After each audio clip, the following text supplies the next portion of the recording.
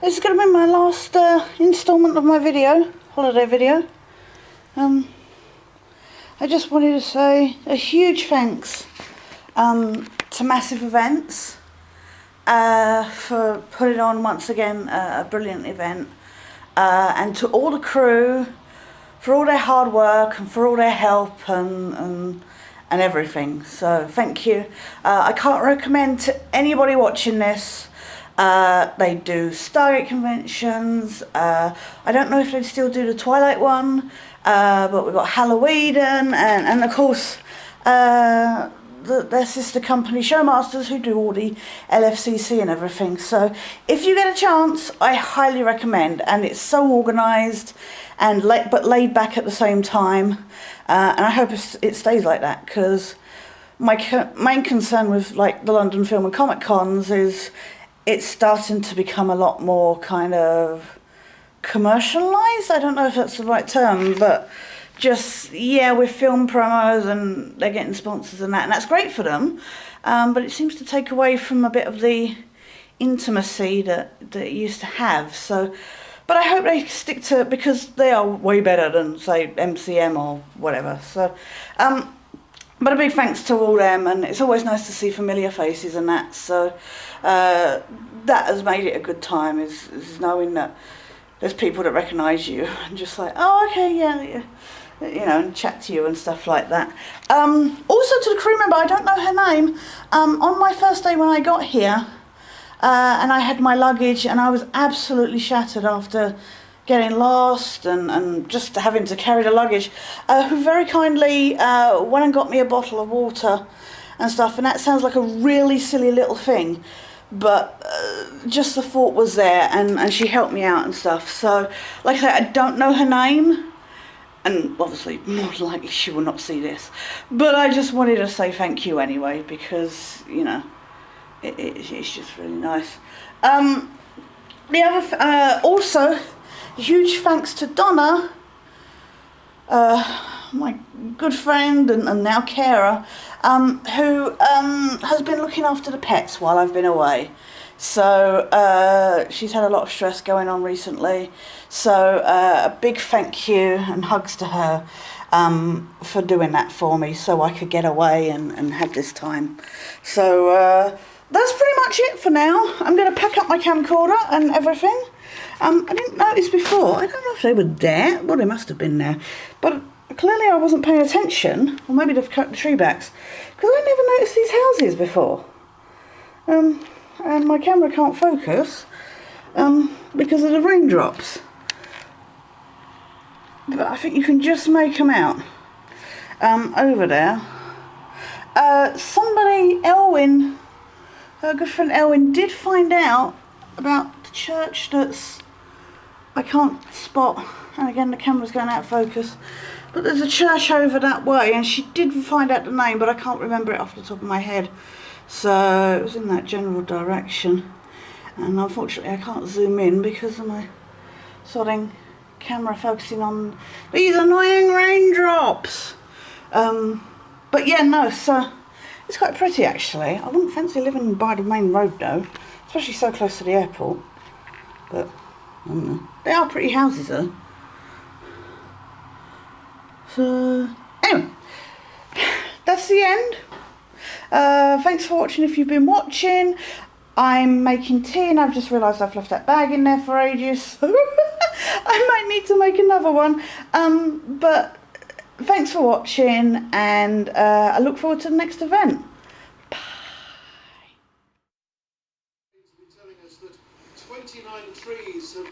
You know what? I said that my last vlog would be the last one, but I've just turned on the TV while I have my cup of tea.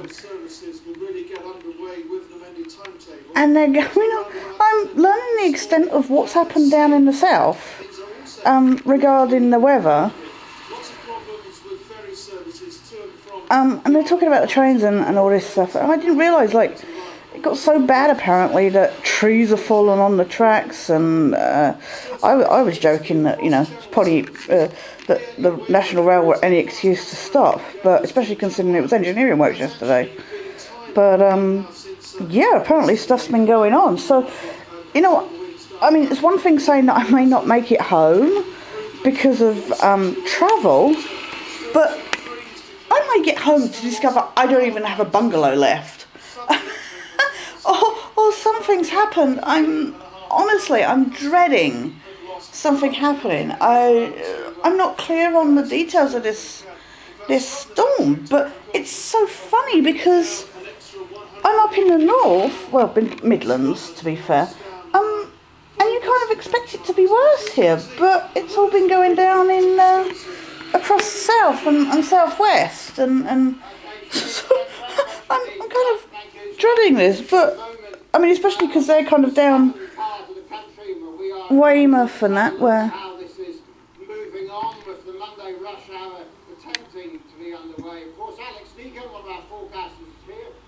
well, I'm hoping my train's at 11:15, but yeah, very lively gusts here on the south coast. The worst conditions are actually a little bit further north.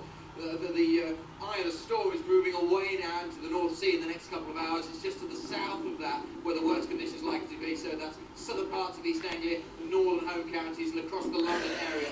for once, the weather forecast was right. I don't know if it was as bad as they said, but I'm really quite genuinely worried. That's a little disconcerting and really weird because it completely separate from it. So, well, I guess all I can do is fingers crossed. I'll let you know later if I actually have a home to go to. So, bye.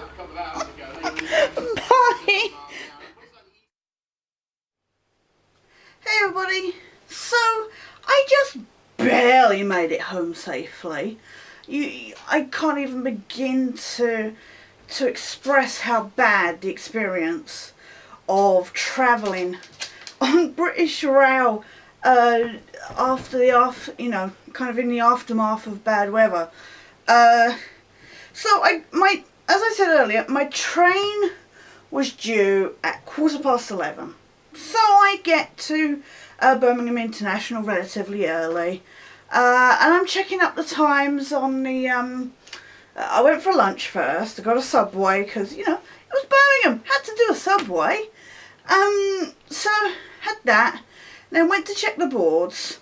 And I kid you not, even just to Birmingham New Street, there were cancelled,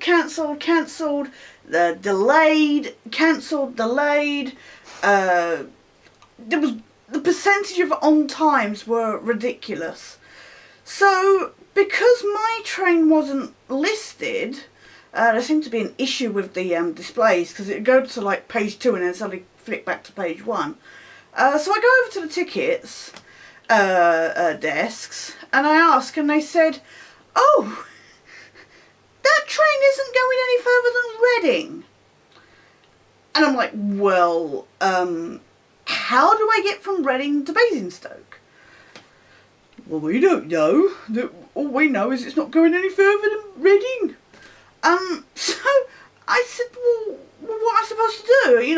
Visually impaired, disabled, this, that and the other. So they said, well, we're obligated to get you to your destination. So basically stay on the train, see how far it goes, and ta-da! Well, I've never been to Reading before. So anyway, it does, indeed. This train stops at Reading. So I get off. And I no concept of the layout of the train station, or, I go up and I can't see the boards clearly. And then turns out my train wasn't even properly listed. So I look up on my phone app to say, find out when I can get from Reading to Basingstoke, and it gave me a basic time. So I'm then trying to find out what platform I need to be on, and it turns out like platform 11A and 11B are on the same platform, but two different trains can kind of, arrive at it. So now I'm completely confused. So anyway, I go down onto the platform. My God, the mob mentality of, there were so many people, you were just crammed on there. And, you know, there was a couple of kind of guys in high-vis jackets walking around, and everybody was swarming them with their luggage and that, and they're just like, how do I get to my destination? Ah! And, you know, the trains would turn up, or there'd be all these announcements going, due to adverse weather conditions, this train isn't running, or this train's only going so far, or blah, blah, blah, blah, blah. So anyway, I go up to the guy and I said, you know, how do I get to Basingstoke? And he's all like, oh, we'll stay on this platform, but we don't know if that one is still running, so you may have to get the one 6 minutes later, which is 10 platforms down that way. And I'm like, there's no way I'm going to make it down 10 platforms in, you know, 6 minutes.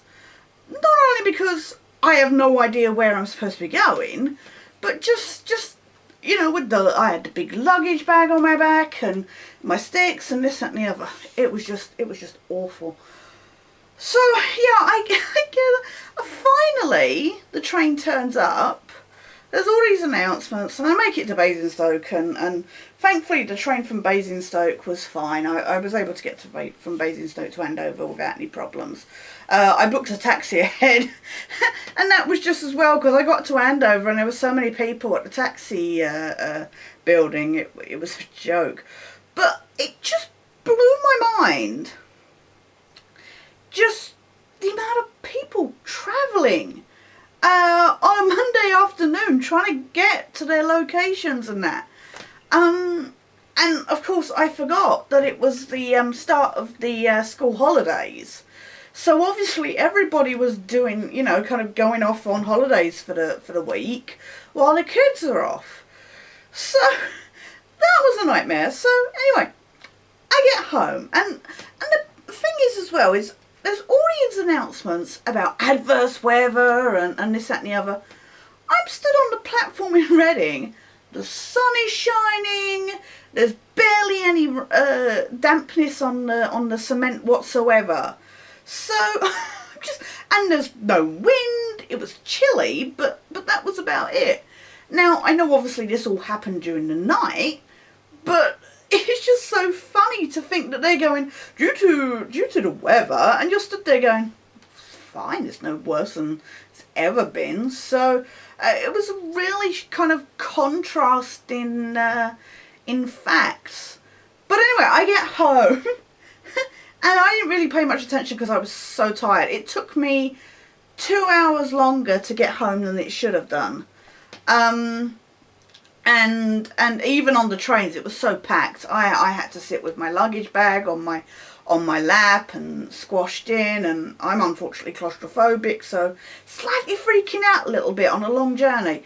But and that was from Birmingham and from Reading, but and Basingstoke even, sorry. But anyway, I get home. I'm sorry, I'm rambling as per usual. I'm tired. I'm sorry, I'm so tired you can't even believe. I'm ready to crash. It's, what time is it now? Hang on, it's, 8:30. I got home about, what time did I get home? 4 o'clock. It was just gone 4 o'clock. So,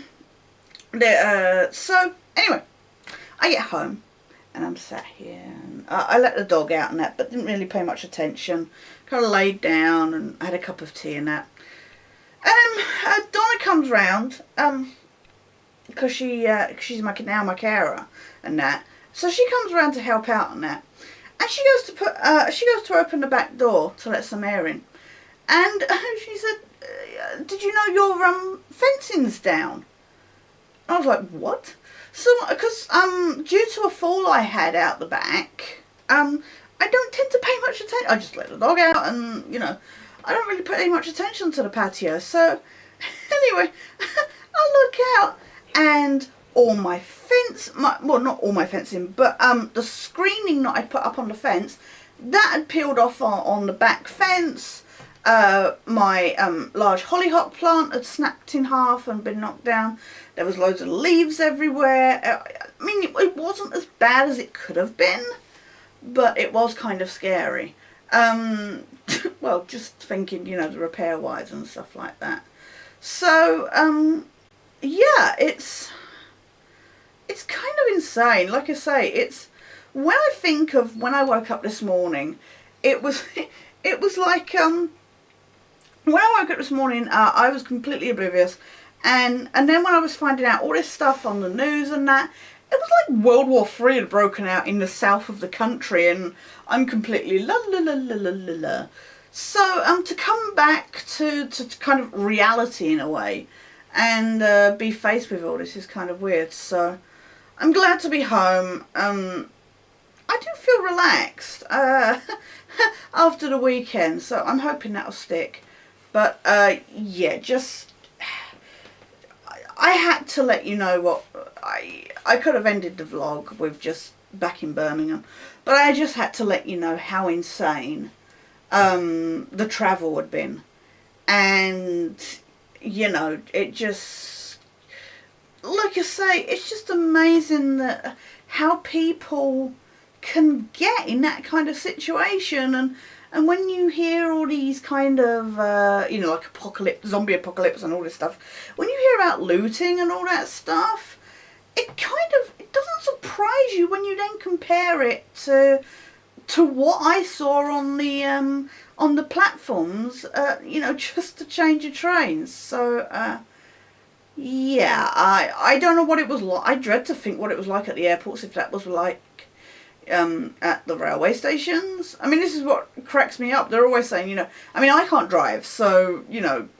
but when you hear people say, oh, you know, we need to be using public transport more often because of fuel emissions and this, that and the other, and then, you know, a storm, and all of a sudden you can't use the public transport, and you're officially screwed. And there were so many things saying, don't travel, we recommend you don't travel. Well, that's kind of a problem when, you know, you're stuck somewhere and you need to get home. So so yeah, anyway, I'm safely home anyway, and I'm planning on heading to bed. So that's it for now, I guess. That's the end of the Hallowhedon vlog. So take care, everybody, and hope to catch up soon.